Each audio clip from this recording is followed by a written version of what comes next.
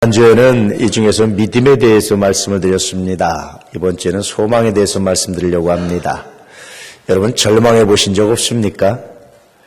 살면서 절망하고 낭망해 보신 적 없습니까? 오늘 말씀에 의하면 그러지 말랍니다.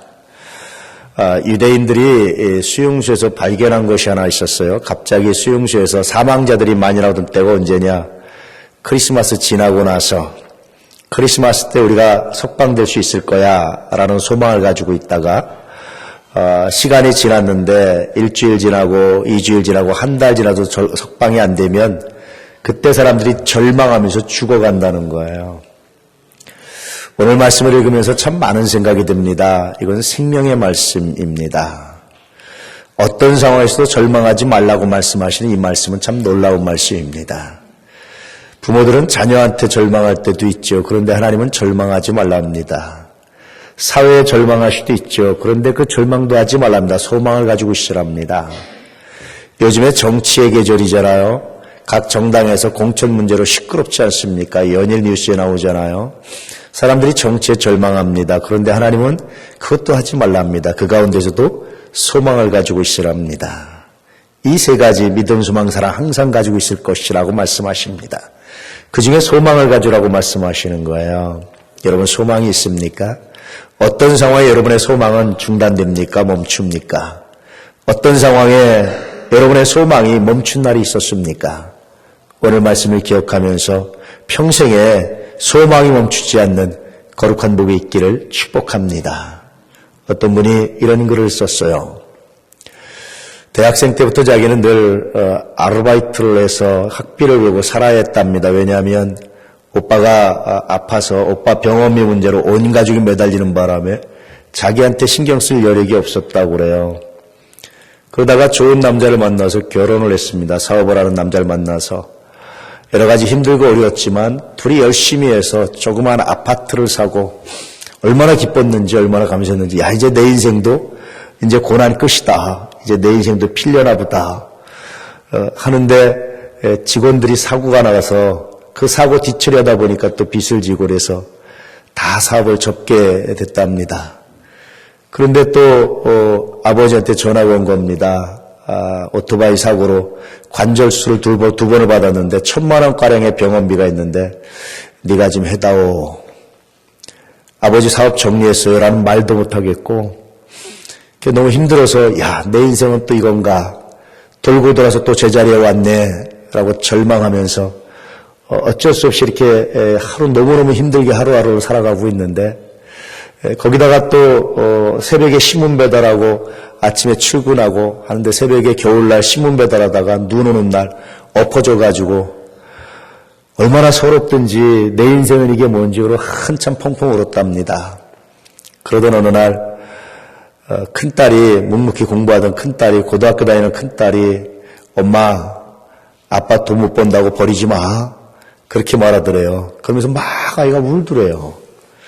그 순간 얼마나 마음이 민망하고 아픈지 그래서 자기가 다시 한번 생각하면서 그래 내가 큰 두 딸이 있고 나를 사랑하는 사람이 있으면 살아보자 다시 절망을 희망으로 바꿨다. 그런 글을 읽어봤어요. 이 여자분이 이 주부가 절망에서 벗어날 수 있었던 것은 사랑이었습니다. 오늘 말씀도 마찬가지예요. 너 절망하느냐? 다른 말로 하면 너 사랑을 포기하지 말아라. 그런 뜻이기도 합니다. 절망은 다른 말로 하면 사랑을 포기했을 때 나타나는 하나의 현상이라고 말씀하시는 거예요. 이런 관점으로 오늘 말씀을 읽으면 이렇게 되는 겁니다. 너 사랑하고 있느냐? 내가 사랑하는 사람들을 위해 너는 지금 무엇을 하고 있느냐?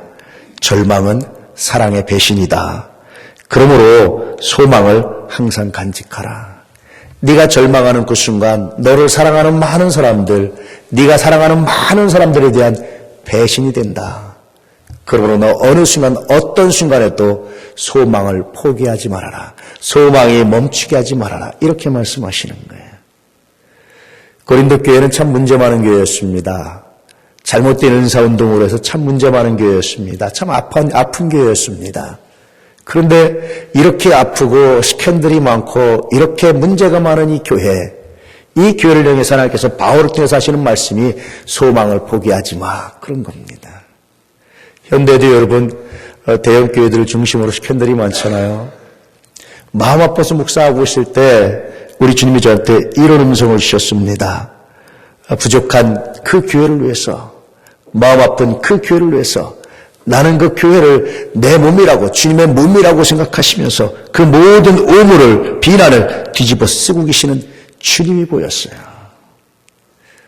나는 말할 수 없습니다, 주님.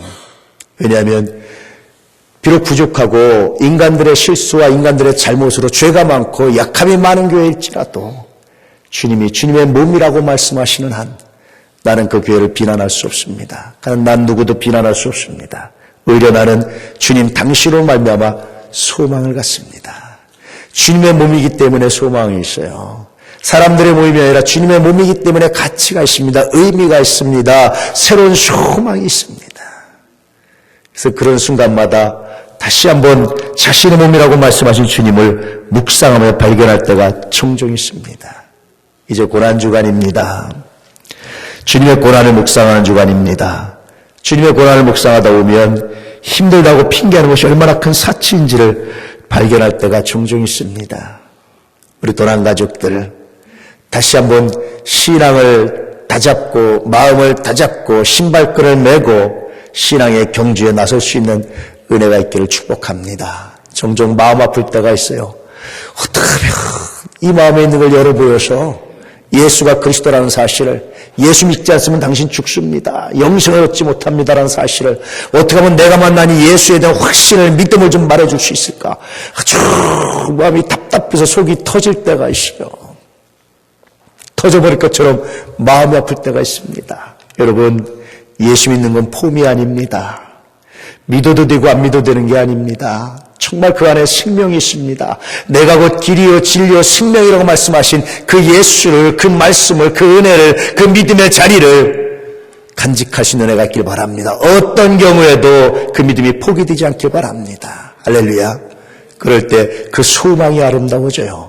믿음은 바라는 것들의 실상이라고 그러잖아요. 소망이 실상이 되는 겁니다. 단순히 마음을, 긍정적 마음을 갖는 것이 아니라 그 소망한 대로, 그 바란 대로 우리 주님께서 이루시고 역사하시는 거룩한 선물을 주시겠다라고 말씀하시는 거예요. 우리 도남의 가족들 어떤 경우에도 이 말씀을 의지하고 소망을 포기하지 않기를 축복합니다. 때때로 여러분, 사람한테 실망하고 아플 때가 있죠. 아이들이 개구지게 이렇게 하면은 실망하고 아플 때가 있죠. 창문 넘어서 이렇게 다니는 아이들 보면 마음이 아플 때가 있잖아요. 예전부터 목회하다 보면 교회에 이렇게 아이들이 이렇게 장난 개구장이들이 있어요. 그런데 어느 순간 이렇게 묵상하다 보면 그 아이가 아니라 그 아이를 통해서 역사하신 우리 하나님을 만나고 그 아이에게 역사하신 우리 하나님의 손길을 바라보면 그렇게 소망 있고 아름답고 귀엽고 이쁠 수가 없어요. 하나님 감사합니다. 그 아이를 사랑하신 하나님 감사합니다. 나를 사랑하듯이 그 아이를 사랑하신 하나님 감사합니다. 기도하면서 다시금 소망으로 충만해질 때가 종종 있습니다. 제가 이제까지 목회하면서 보면은요, 그랬던 아이들이 아름답게 성장하는 일들을 많이 봤어요. 그랬던 아이들이 정말 멋들어지게 성장해서 사명 감당하는 일들을 참 많이 봅니다. 여전히 나의 소망은 우리 하나님께 있고 우리 하나님께서 그와 함께 하실 때 그 소망이, 그 바라는 것이 실상이 됨을 내가 믿습니다. 그러므로 여러분, 포기할 사람이 없습니다.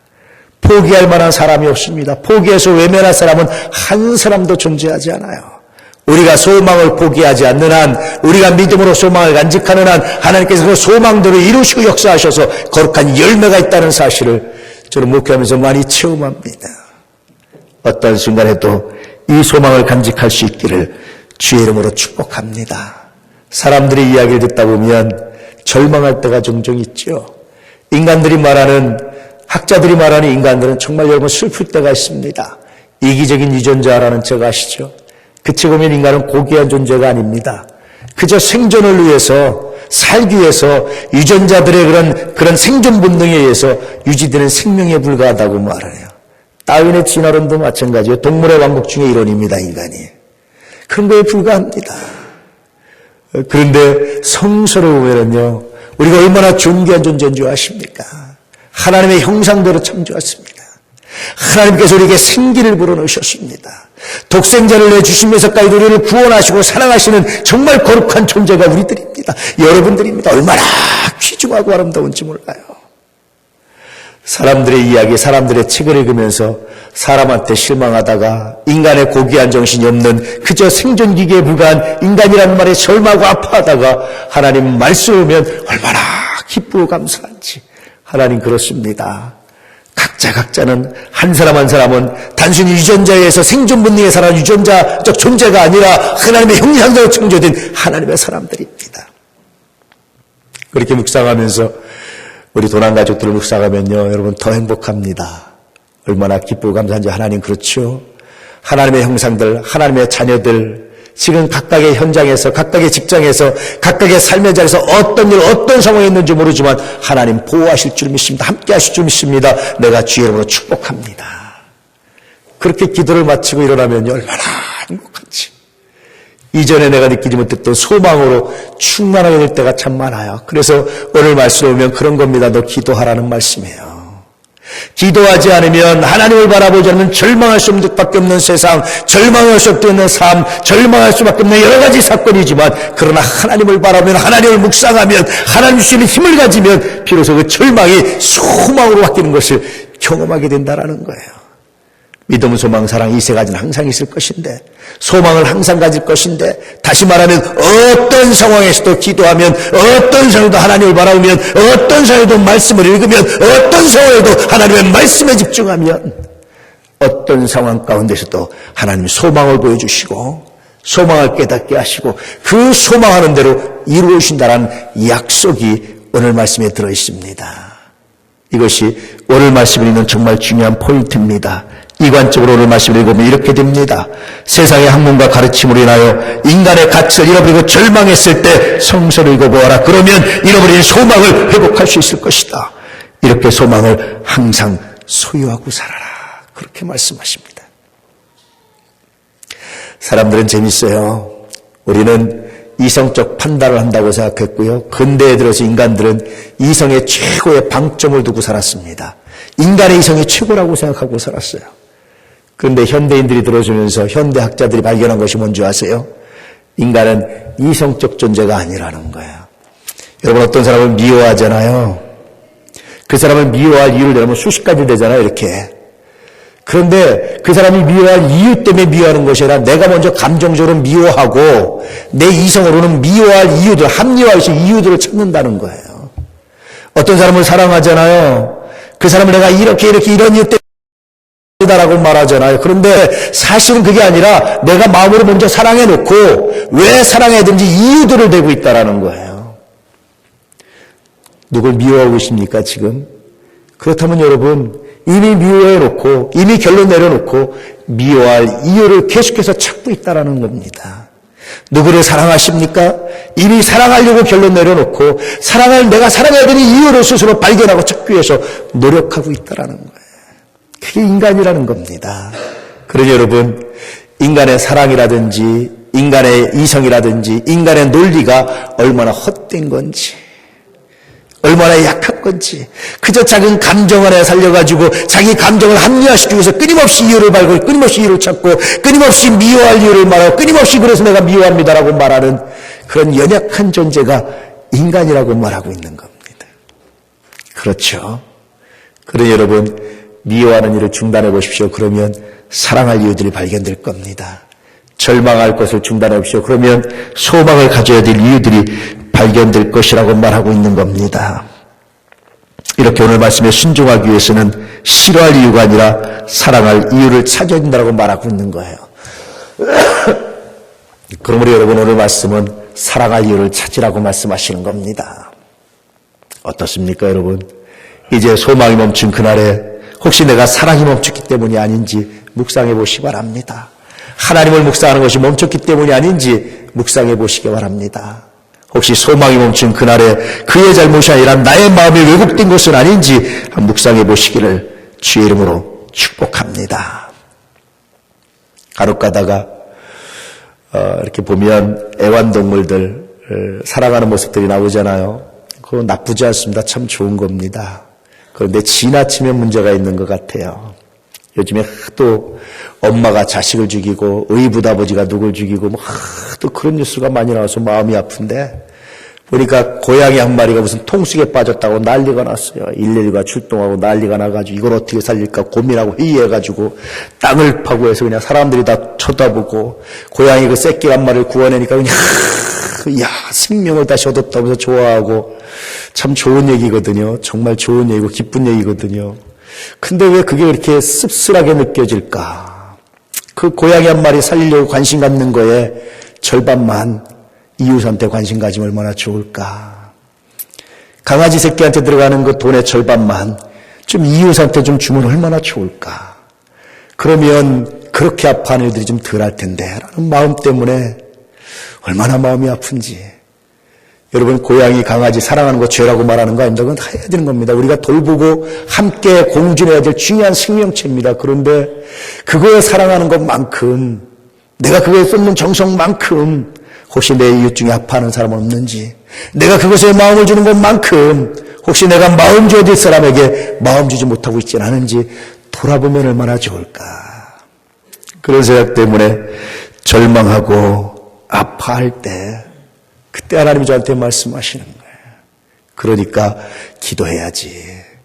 그러니까 네가 축복해줘야지. 그 마음 아파서 어디다 마음 줄 데 없어서 그렇게밖에 마음 줄 수 없는 사람들을 위해서 너 뭐 할 거니? 라는 메시지가 들려오는데요. 그래 다시 은혜가 되기 시작하고 회복이 되기 시작한다. 얼마나 감사한지. 하나님 그렇습니다. 그 아파하는 사람들을 위해서 소망이 되기를 원합니다. 기도하기 원합니다. 축복하기를 원합니다. 이 시대를 위해서는 정말 기도하기 원합니다. 그런 묵상들을 다시 한번 했습니다. 일이 뜻대로 풀리지 않아서 절망했을 때 여러분 오늘 말씀을 기억해 보시기를 축복합니다. 사람을 넘어서 주님을 바라볼 수 있는, 사건을 넘어서 주님을 바라보는 이 놀라운 말씀이 들려줄 수 있기를 정말로 축복합니다. 저는 성경 말씀이 다 동의가 되는데요. 유일하게 한 구절이 동의가 잘 안 돼요. 나는 죄인 중에 괴수다라는 바울의 고백이 동의가 안 됩니다. 바울이 아니라 내가 괴수인 것 같은데 바울이 자기가 괴수라고 그래가지고 제가 동의가 안 될 때가 종종 있어요. 하나님, 내가 이렇게 부족한데 어떻게 하면 좋습니까? 라고 무릎 꿇어 기도할 때마다 주님이 주시는 소망이 아니라면 아마 이 자리에 못 쓸 겁니다. 주님 주신 은혜가 아니라면 감히 설교 못할 겁니다. 주님 주신 은혜가 아니라면 감히 목사라는 호칭을 불리기를 두려워서 못 불릴 겁니다. 그런데 그때마다 주님이 내게 주시는 소망이 있어요. 그런 너를 위해서 내가 십자가를 졌다. 내가 너를 포기하지 않는다. 그러므로 너도 포기하지 말라고 말씀하시는 이 메시지가, 이 은혜가 저를 살게 합니다. 여러분, 어떤 상황에서도 포기하지 않는 그분으로 말미암아 소망을 가지고 승리하는 하나님의 사람들 되시기를 주의 이름으로 축복합니다. 현대사회는 성과사회라고 말하죠. 성과 중심의 사회라고 합니다. 연봉제도를 도입한 것도요, 성과를 더욱더 정밀하게 반영하고자 하는 그런 의도가 들어 있습니다. 한마디로 현대사회는 성과를 요청하고 있습니다. 성과는 달성 여부와 관계없이 정말 절망이죠. 달성하면 그 다음에 더 높은 성과 요구가 있습니다. 달성하지 못하면 도태될까 봐 두려워하잖아요. 현대인들의 두려움이 바로 이런 것들이 아닐까? 치열하게 살 수밖에 없는 이유가 이런 것들이 아닐까? 그런 생각에 마음 아플 때가 종종 있습니다. 그런데요, 우리 하나님은 한 번도 성과를 내라고 독촉해 보신 적이 없어요. 너 올해 안에 몇 명 전도 못하면 잘릴 수 있어. 하나님은 한 번도 그렇게 말씀하신 적이 없어요. 너 이렇게 성과를 내야지만 내가 너를 인정하고 너를 내가 복 줄 수 있어. 하나님은 한 번도 그렇게 말씀하신 적이 없어요. 성과 때문에 성과 사회에서 성과를 요구하는 삶에서 여러분 절망할 때 우리 하나님을 바라보십시오. 그분은 한 번도 여러분들에게 성과를 요구하지 않습니다. 그분은 한 번도 여러분들에게 너 성과를 내지 못하면 내 자녀 안 삼을 거야 라고 말씀하지도 않습니다. 그분은 그저 우리의 연약한 모습 그대로 받아주시는 분, 그분이 바로 우리 하나님이십니다. 믿음, 소망, 사랑 이 세 가지는 항상 있을 것인데 오늘 말씀의 두 번째 포인트가 바로 이겁니다. 세상이 요구하는 성과 때문에 절망할 때 나에게로 와라. 나는 성과 때문이 아니라 너 그 자체로 내 즐거워하며 기뻐하노라. 그러므로 소망을 포기하지 말아라. 너 삶을 포기하지 말아라. 그렇게 말씀하시는 거예요. 우리 주님께 나아갈 수 있는 은혜가 있기를 축복합니다. 시편 112편 2절 이렇게 노래했습니다. 내가 산을 향하여 눈을 들리라. 나의 도움이 어디서 올까? 나의 도움은 천지를 지으신 여호와에게서로다. 절망을 배경으로 하고 있는 거예요. 이 시는. 절망해서 도저히 세상에 어디다가 희망을 말할 수 없는 이 시인이 다시금 소망을 갖는 비결이 뭐였느냐? 하나님을 향해서 눈을 드는 거였습니다. 산을 향해 눈을 드는 거였습니다. 여호와의 성전 있는 곳을 향해 눈을 드는 거였습니다. 그럴 때 하나님께로부터 소망이 왔습니다. 하나님께로부터 도움의 소망이 왔습니다. 그러므로 나는 이제부터 하나님 주시는 소망을 가지고 살아가기 원합니다. 그렇게 말하는 거예요. 좀 더 깊이 묵상해 보면은요, 자신의 삶을 돌아보라는 말씀입니다. 소망은 과거에 대한 긍정입니다. 이제까지 나와 함께 하신 하나님이 앞으로도 함께 할 줄로 믿습니다. 이게 소망의 본질이에요. 내가 눈을 들어 산을 봤을 때 떠오르는 것이 나의 지나간 삶의 모습들이 떠오르기 시작하는 거야. 이제까지 나에는 그 모든 환경에서, 그 모든 삶에서, 그 모든 죽음에서 건지신 하나님이 앞으로도 나와 함께 하실 줄 믿습니다. 이것이 여러분 진짜 소망입니다. 그러므로 믿음, 소망, 사랑이라고 말씀하실 때 이 소망은 뭐냐? 너 돌아온 삶을 돌아봐라. 네가 잘나서 안전하게 살아온 것 아니고 네가 스스로 조심해서 생명을 유지하고 살아온 게 아니고 하나님이 너와 함께 하시고 하나님 너를 지켜주심을 기억하라고 말씀하시는 거예요. 그러므로 그 하나님이 앞으로 너와 함께 하실 거기 때문에 소망을 포기하지 말라고 말씀하십니다. 이관적으로 오늘 말씀 읽으면 이렇게 됩니다. 절망이 앞을 가로막을 때 너의 삶을 돌아보아라. 그러면 졸지도 아니하고 주무시도 아니하시고 너를 지켜주시는 여호와를 발견하게 될 것이다. 이것이 너에게 소망이 될 것이다.